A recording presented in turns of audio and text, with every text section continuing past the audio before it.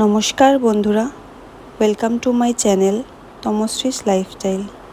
যদি আমার ব্লগ তোমাদের ভালো লাগে তাহলে লাইক করো, শেয়ার করো, সাবস্ক্রাইব করো।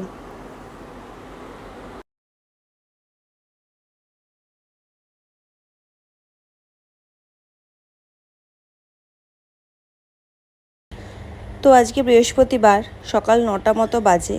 তো আজকে আমার বাবার ডিউটি পড়েছিল ছেলেকে স্কুলে দিয়ে আসার, যেহেতু আমি ওই বাড়িতে। তো কিছুটা আসার পর জানতে পারলাম গৌতমও আসছে ছেলেকে স্কুলে দিতে যাবে বলে। তাই আমরা বাবার স্কুটি থেকে নেমে গৌতমের স্কুটিতে উঠে পড়লাম স্কুলে যাব বলে। আর ছেলেকে স্কুলে দিয়ে আমরা চলে আসলাম সেই সুন্দর জায়গাটায়। তো আমি এখানে একটু বসে ফোন ঘাটাঘাটি করব, আর গৌতম করবে একটু হাঁটাহাঁটি। আর ওই দেখুন, সেই যে দূরে গৌতমকে দেখা যাচ্ছে। গৌতম এখন হাঁটছে, পুকুরের চারিদিকটা কয়েকটা রাউন্ড মারবে, এটাই ওর হাঁটাহাঁটি। ওই যে দেখুন আসছে এদিকটায়। আর এই যে এসে গেছে একদম কাছাকাছি। তো আজকাল খুব হাঁটাহাঁটিতে মন দিয়েছে।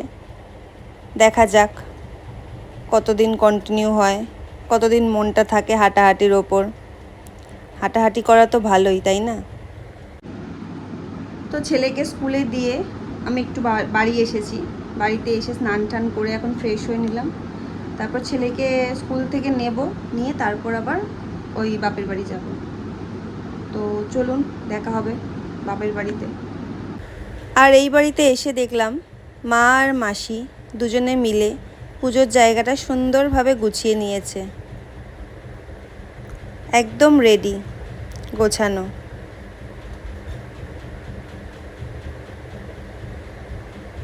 তো পুজোর কাজ গুছিয়ে মা আর মাসি মিলে একটু গল্প করছে আর করছে পুরোহিত মশাইয়ের অপেক্ষা।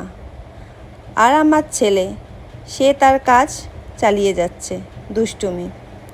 তো তাকে স্নান টান করিয়ে দিয়েছি, সে এখন খেলছে। তো পুরোহিত মশাই এসে গেছেন, পুজোয় বসেছেন। তো এদিকে চলছে সিন্নির প্রস্তুতি। আমার এক দিদি, সে মাখছে সিন্নি, আর আমার মাসি তাকে সাহায্য করছে। আর এই যে দেখুন, পুরোহিত মশাই বসেছেন পুজোতে, তার কাজ তিনি করছেন, পুজোর আয়োজন।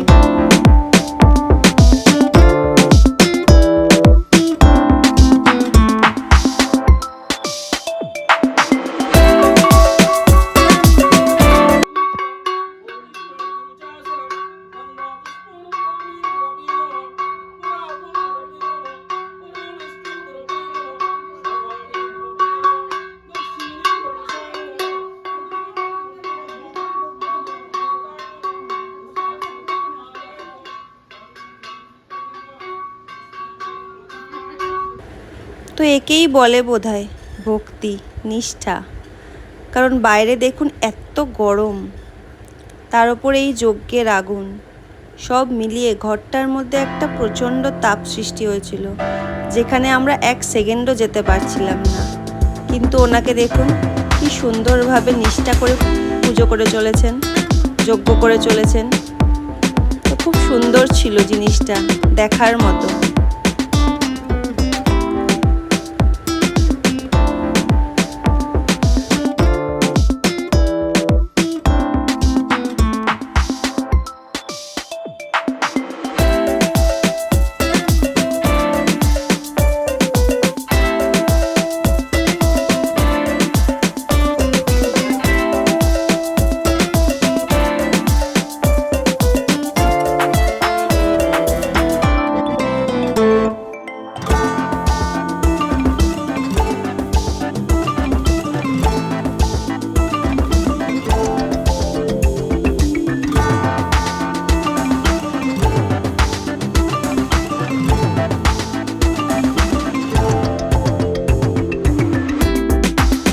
আর এই দেখুন আমার ছেলেকে, সবার কাঁসর ঘন্টা বাজানো দেখে হাতের কাছে কিছু না পেয়ে অবশেষে কি বাজাচ্ছে বেচারা।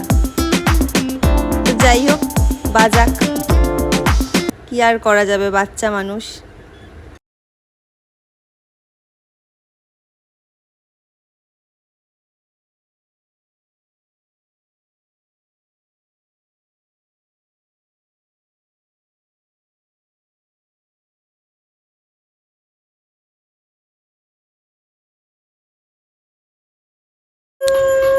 তো যজ্ঞ শেষ, এখন চলছে আরতি।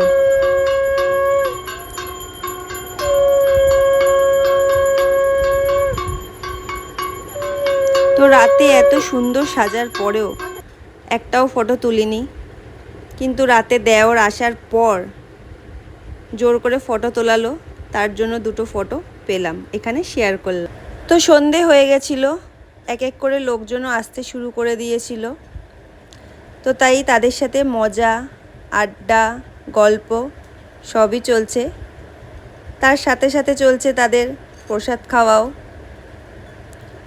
তো অতিথি আপ্যায়নের সাথে সাথে আজকের ব্লগটা এখানেই শেষ করলাম। টাটা, সবাই ভালো থাকবেন, দেখা হবে আবার কাল।